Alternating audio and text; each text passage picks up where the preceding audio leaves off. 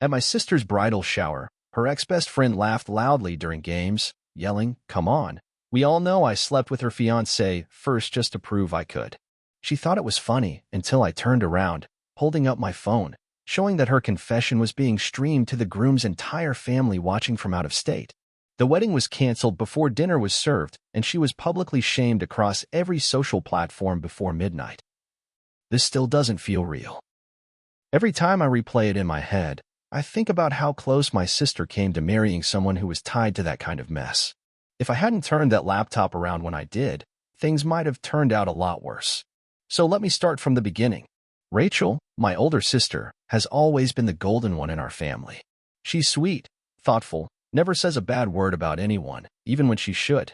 She's the type of person who sends thank you cards for the smallest things. So when she got engaged to James, everyone was thrilled. He was smart, funny, responsible. A little too smooth, if I'm being honest, but she loved him. And at first, everything seemed perfect. They'd been dating a little over 2 years, and the proposal happened during a trip to Colorado.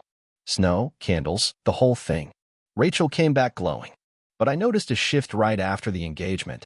One person in particular disappeared from her life, Megan. Now, Megan had been her best friend since they were teenagers. She was around so much growing up that we all just expected her to be at every family event. Rachel never told me what happened. Just said, "It's complicated. We're not really talking anymore." And that was that.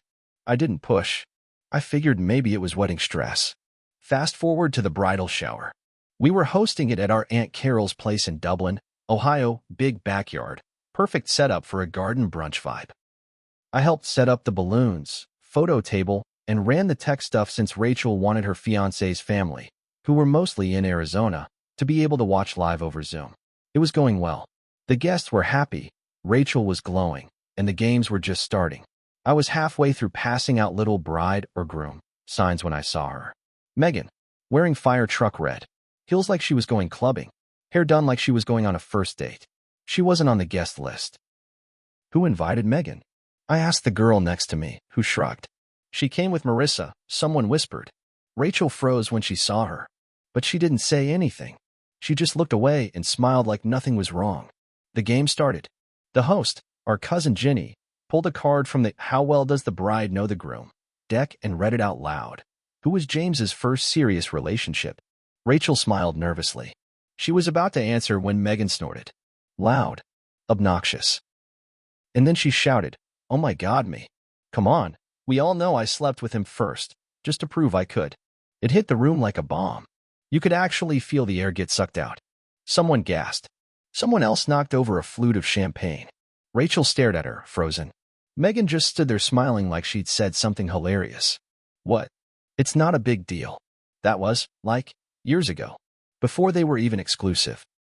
And then she looked around like she was waiting for people to laugh. Nobody did. My hands were shaking. I looked over at the laptop where the Zoom call was still going. James's family, his mom, sisters, aunts, were sitting in their living room with a cake in the background, watching everything. They looked confused. His mom leaned toward the camera. "Is that Megan?" she asked. "Did she just say she slept with James?" That's when something just clicked inside me. I didn't plan it. I didn't think twice. I walked over to the laptop and slowly turned it around. Webcam pointed straight at Megan.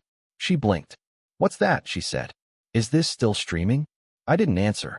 I just made sure the mic was all the way up. Megan's face went white. "Wait, seriously? That was just a joke." I was kidding, but it was too late. James's younger sister pulled out her phone. "I'm calling him." Megan started to panic. Wait, don't make it a thing." It was before they were engaged. Rachel got up and ran upstairs. I followed her, but she locked herself in the guest bedroom. 10 minutes later, James walked into the backyard. He didn't even look at Megan. He just asked where Rachel was. I told him. He went upstairs and stayed up there for maybe 5 minutes. When they came down, Rachel's face was blank. James stepped into the center of the backyard and said loud and clear, "There's no wedding." Half the room gasped. A few people actually cried. "Megan?" She froze. "You're not serious," she said. "Come on, you're not actually going to let a joke." James cut her off. "You bragged about sleeping with me to hurt her. That's not a joke. You've been trying to come between us for months." Megan looked around for someone to defend her. No one did. James turned and left. Rachel followed him to the car, but she didn't get in. Instead, she came back and sat down on the couch inside the house. She didn't cry. She just stared at the floor. She said it to hurt me, Rachel whispered. She wanted to ruin everything. I asked her, "What do you want to do?" She looked at me. Her voice was calm, but her hands were shaking. "I want people to see. I want everyone to know." So I posted it. The whole clip. Megan's laugh. Her brag. Her shock. The groom's family watching. By 9 p.m., it had 2 million views on TikTok. Someone else posted it on Reddit, under a wedding disasters thread. It blew up. People started digging. Screenshots came out. DMs Megan had sent bragging that she tested James's loyalty and that Rachel was too soft to handle the truth. By midnight, Megan's name was trending in 2 different states. She posted some weak apology on Instagram. Things got taken out of context. "I was just playing. Didn't matter." Someone found her Yelp business profile. Bad reviews started flooding in. Unprofessional. Morally bankrupt. Can't be trusted around other people's fiancés. Next day, the studio she taught Pilates had dropped her. James never called her. Never responded to anything she sent. Rachel stayed at my place that night. Didn't speak much. Just watched the video over and over, like she couldn't believe it was real. And Megan? She disappeared. The next few days were a blur. Rachel wouldn't answer calls from anyone. James tried texting her a few times, but nothing long. Just stuff like, "Are you okay?" or "Let me know if you want to talk." She didn't answer. I think part of her was embarrassed. Not just about Megan, but about how the whole thing exploded in front of his family, her friends, strangers online. It wasn't just a canceled wedding, it was a public meltdown. And she was caught right in the middle of it. People she hadn't talked to in years started messaging her. Old high school friends, coworkers, even distant cousins. Most were kind. A few were nosy. And Megan? She didn't disappear like I thought. She started fighting back. First, she made a new Instagram under a fake name, but she was stupid about it. Used the same old beach pictures and tagged the same Pilates studio in her bio. Her first post was some long caption about cancel culture and how jealous cheese ruin lives. Subtle. She made it sound like she and James had some deep, tragic past, and that Rachel knew all along. She didn't name them outright, but it was obvious. People started reporting her account left and right, but she was on a warpath. Then things got worse. Rachel got an email from someone named Lila C. It was short. "Hey, I think you should know. You're not the only one. Megan's not lying about being with James." But it didn't end years ago. They were still seeing each other 2 months ago. I only know because I caught them. I was with him, too. You can call me if you want the full story. She attached her number. I saw Rachel reading it. She just stared at the screen for a long time. Then she handed me her phone. "What do I even do with that?" she whispered. I didn't know what to say. I wanted to tell her not to believe it. That Megan was probably behind it, making things worse. But there was something about the message that felt real. So I told her, "We can call her. Together." She waited 2 hours. Then she texted the number. Just one sentence. "Is what you said true?" Lila responded instantly. "Yes. I'll prove it." She sent screenshots. Texts from James, saved under J. Blue Heart. Messages about meeting at hotels, keeping things quiet. One of them even mentioned Megan. She said, "You're getting suspicious. Just stay calm." Another text said, "Don't worry. Rachel's not the type to check up on things." That one made Rachel get up and walk into the bathroom. I heard her throw up. We sat on the floor for over an hour. Rachel cried like I hadn't seen since we were kids. "I should have known," she kept saying. There were signs. That night, she blocked James. Changed her number. Deleted her wedding planning apps. Told me she never wanted to hear his name again. I thought that would be it. But it wasn't. The next day, Megan showed up. In person. She came to my apartment, knocked on the door, looking like she hadn't slept in days. Hair a mess. Makeup smudged. No red dress this time, just a hoodie and leggings, like she was trying to look innocent. "I need to talk to Rachel," she said. I stepped in front of the doorway. Not a chance. She looked past me. "Please. I have stuff to say." "I didn't mean for all this. You meant it," I snapped. "You bragged about it. You did it to hurt her." Megan's eyes filled with tears. "I didn't think it would go that far. I was angry. James played me too. I thought if I said it out loud, maybe he'd finally admit what we had. I laughed. Actually laughed in her face. You blew up her life. And now you want pity? She shook her head. No. I just want to make it right. Rachel came to the door then. I tried to stop her, but she waved me off. Let her talk, she said quietly. Megan looked her in the eye and said, he used us both. You know that, right? Rachel didn't blink. You used me. You weren't the victim. You were my best friend. I know, Megan said. And I'm sorry. But you need to know, he's still doing it. With other girls. You're not the only one. Rachel crossed her arms. I know. That caught Megan off guard. She looked from me to Rachel. Then why are you still crying over him? Rachel said nothing. Megan's face crumpled. I lost everything. My job. My reputation. No one will talk to me.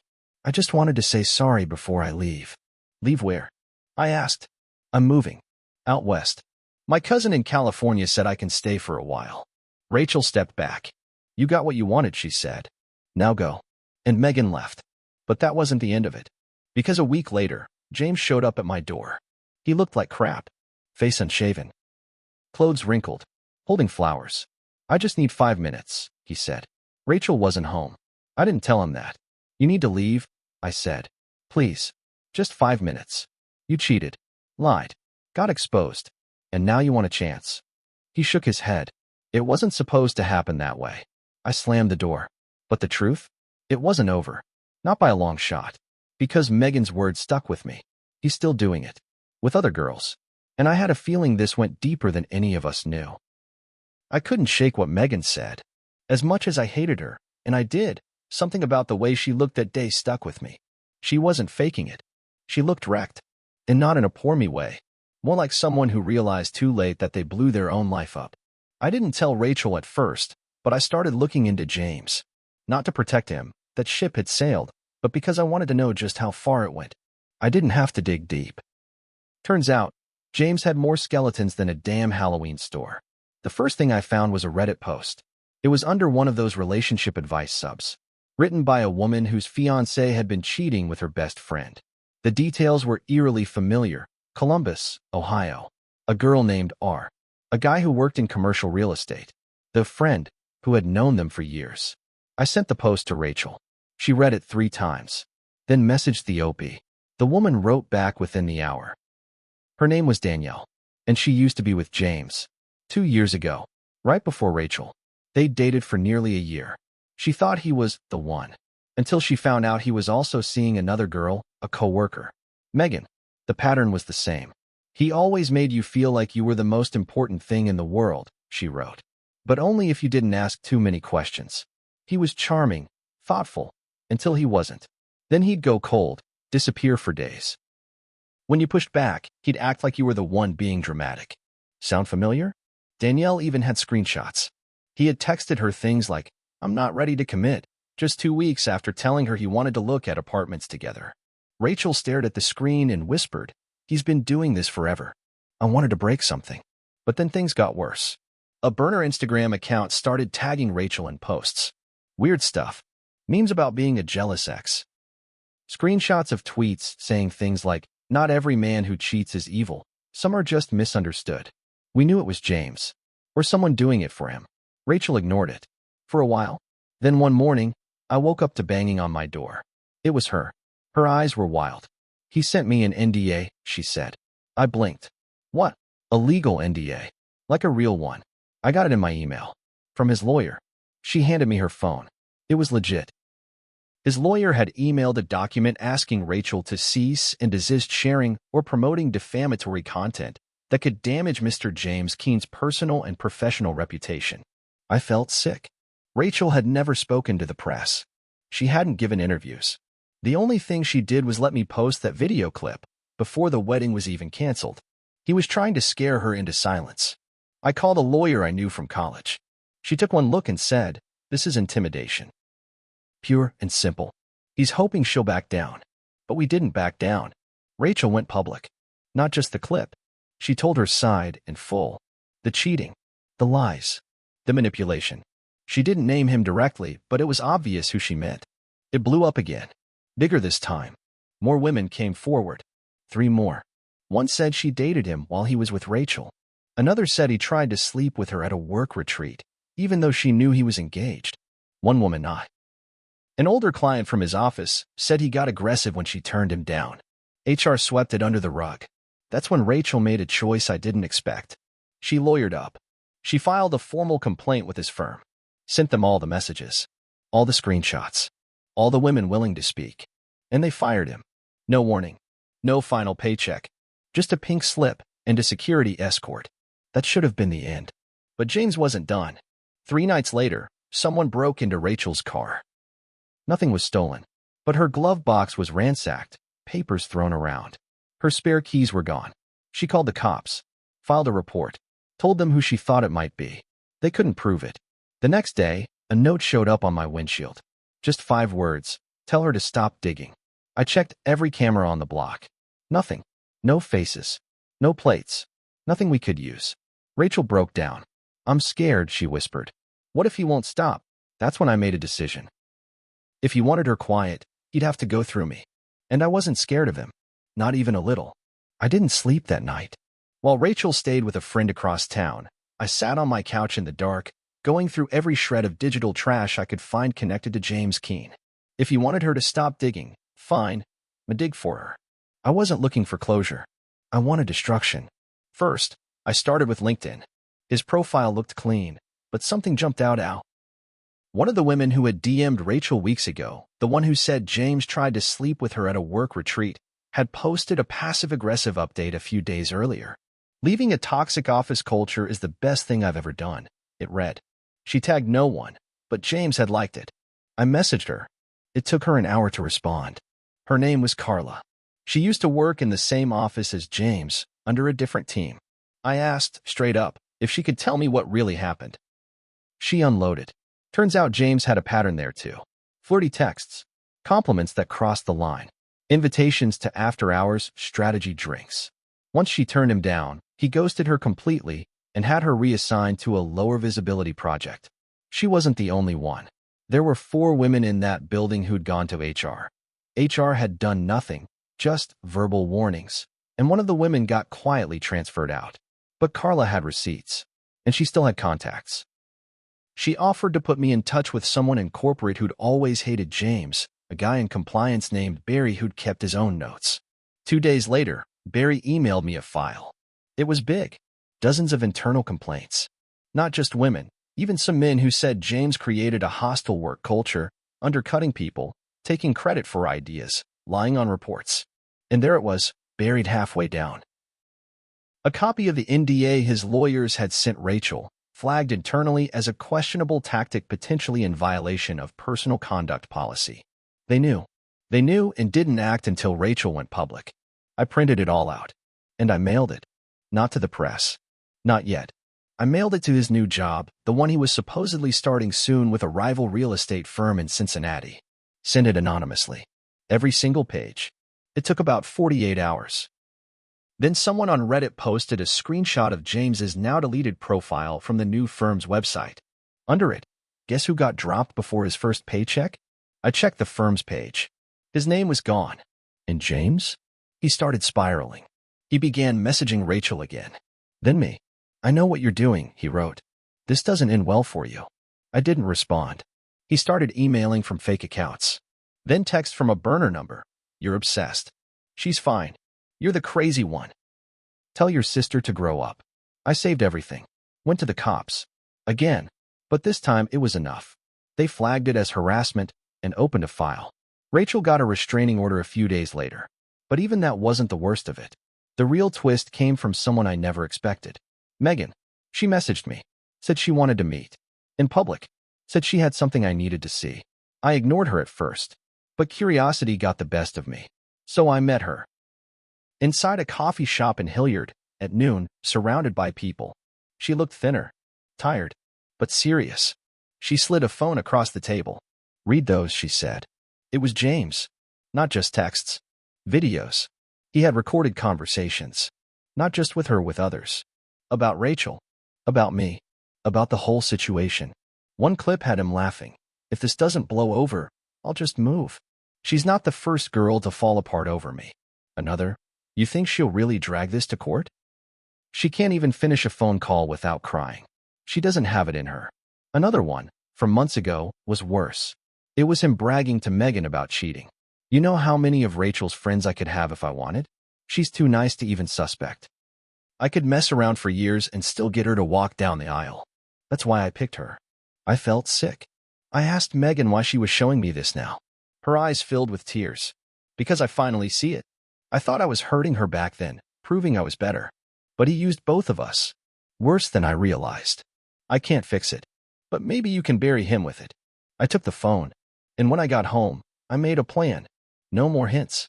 No more warnings. It was time to end James Keene. I didn't sleep that night. I just sat in front of my laptop, replaying those videos. Over and over. His voice. His smirk. The way he talked about Rachel like she was some weak little toy he could wind up and break whenever he felt like it. I sent the clips to Rachel. She watched them alone, then came into my room around 3 a.m. She looked tired, but calm. I want to ruin him, she said. Good, I told her. Because I already started. The next day, I posted a thread. I laid it all out. The bridal shower. The confession. The cheating. The burner messages. The NDA. The harassment. And then, the recordings. I included clips, blurred for privacy but clear enough for people to hear him. I titled the post, "My sister almost married a man who slept with her best friend and laughed about it, so we burned his life down." I didn't hold back. I named names. I posted documents, screenshots, transcripts of the messages and phone calls. I even included the part about him laughing at Rachel's weakness, how he said she couldn't handle court. Within hours, it was everywhere. Reddit, TikTok, Twitter, Instagram, Facebook, even YouTube. We went viral again. But this time, it was bigger. News outlets picked it up. Local blogs. Even one national tabloid site. Ohio groom called off wedding after ex-best friend's bombshell turns into cheating scandal, and his fiance's sister makes sure he pays. James tried to fight back. He posted some long, official statement denying everything. He said the videos were edited, that Rachel was unstable, and that I was obsessed with him. He made a huge mistake, because I'd already talked to Carla, and Danielle, and the other women. They were all ready, and they were angry. They posted their own receipts, their own texts, emails, voice notes. One of them even had a security cam photo of James trying to sneak into her building after she ghosted him. His lie crumbled in less than a day. He was finished. The company he used to work for put out a vague press release about reevaluating internal complaint procedures. A local reporter dug deeper and exposed how many women HR had ignored. The firm lost 2 major clients within a week. Megan posted one final video. No makeup.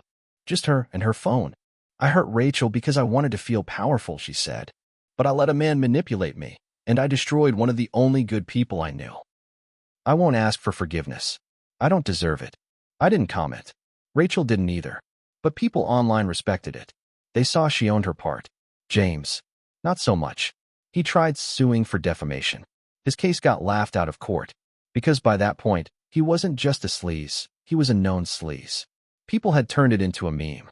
Someone even printed t-shirts. "I'm too nice to check up on things. James Keene, probably." He lost his new job. Then his apartment. Last I heard, he moved back in with his mom in Mesa. He tried applying to smaller firms in nearby cities, but his name always came up in Google. One of the women he harassed started a nonprofit for workplace victims and named a campaign after the case. Keen awareness, so nobody slips through HR again. Rachel? She got stronger. It didn't happen overnight. She started therapy, got a new job. She cut ties with a lot of people who stayed quiet when it mattered. Said goodbye to the too nice version of herself. And me? I learned I wasn't above making mistakes. I chased revenge like it was a drug. I exposed him, sure. But I also went digging too deep. Let it consume too much. I lost a few friends who said I went too far. Maybe I did. But I'd do it again. Because nobody treats my sister like that and walks away smiling. He thought we were weak. He thought we'd stay quiet. No? He can't go anywhere without someone recognizing him. He can't get hired. Can't date without explaining why his name is trending. And every time someone types his name, they'll see the truth. He made a joke out of the woman he almost married. So I made sure he became the punchline. Forever.